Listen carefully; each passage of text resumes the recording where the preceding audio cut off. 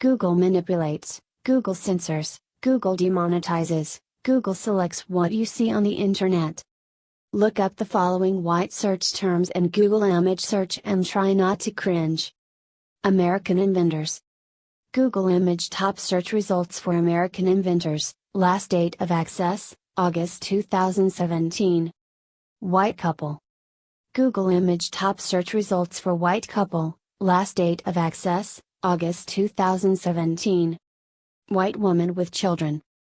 Google image top search results for white woman with children, last date of access, August 2017. European history people. Google image top search results for European history people, last date of access, August 2017. Happy American couple. Google image top search results for Happy American couple, last date of access, August 2017. White man and white woman. Google image top search results for white man and white woman, last date of access, August 2017. White British couple. Google image top search results for white British couple, last date of access, August 2017. That's right. Your search results show almost exclusively non-whites or colored people on whites. This crazy and insidious indoctrination reminds us of cultural Marxism. In Marxism, the basic tenet is that you don't want to wait the natural development, or shall we say the social evolution of human society. Instead, you want to force it about. You want to engineer society. Hence the communist doctrine of permanent social revolution. Cultural Marxism, dictatorship of the left until the establishment of a raceless, nationless, genderless, classless society. Google is a Marxist believer like this. It wants to abolish race, gender, nationality, borders, class, alternative political views, hateful comments, democracy, freedom of speech. The goal of Marxism, and by transfer, the goal of Google, seems to be to engineer a new humanity and to ruthlessly subjugate all people under one single global narrative. What is most terrifying, in my view, is the shameless and open collusion of the entire liberal Western establishment with this insane and inhuman ideology. Marxism, or communism, if you like, has now successfully infiltrated the American and European center and left, who boldly rebranded it as globalism. Cultural enrichment, cover of daily German newspaper TAS, enlarged, black penis and white vagina on full display. Subtitled, "You have nothing to lose but your chains." Such images, even when staged by agenda-driven activists, quickly rise to the top in Google image search.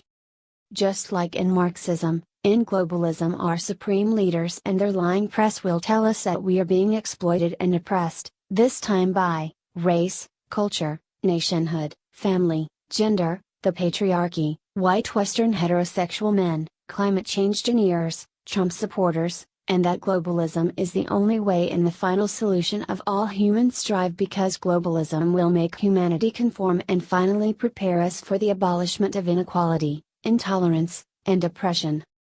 Needless to say, before this paradise on earth comes true, of course, great sacrifices must be made: wars, dissolution of nations, families, economies, mass migration, population replacements, the mixing of races, global thought beliefs, and so on.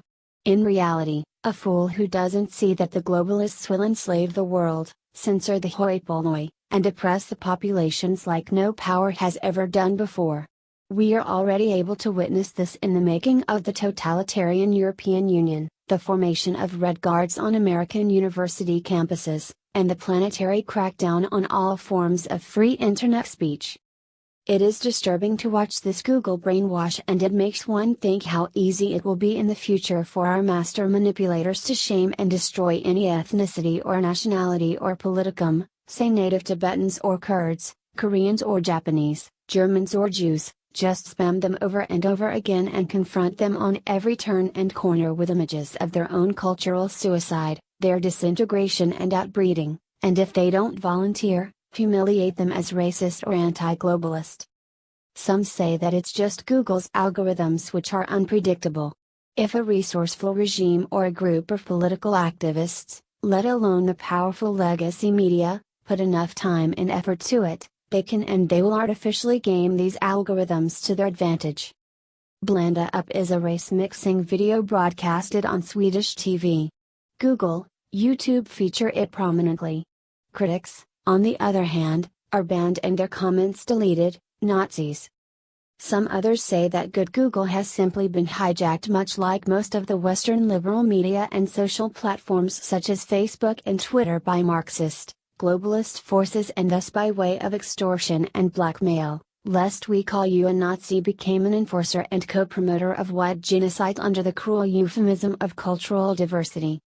The global reporting on Google's hiring process, its censorship practice, and its resulting political bias, let alone the intrinsic moral corruption, search for, the Google memo, seem to support the latter theory. In that case, if there is any democratic survival instinct left in the United States, authorities must investigate this possible Marxist, globalist subversion of Google and affiliated internet companies, let alone the leftist media. Because if you don't, they are going to ruin your people, mess up your reality, and destroy your nation. Note, Google, which owns YouTube, censors any criticism of its moral corruption and racist, anti-white ideology. Dissenting websites are frequently deranked, articles delisted, keywords banned, commentaries deleted, videos demonetized or simply removed. For example, this post may not show in Google search at all.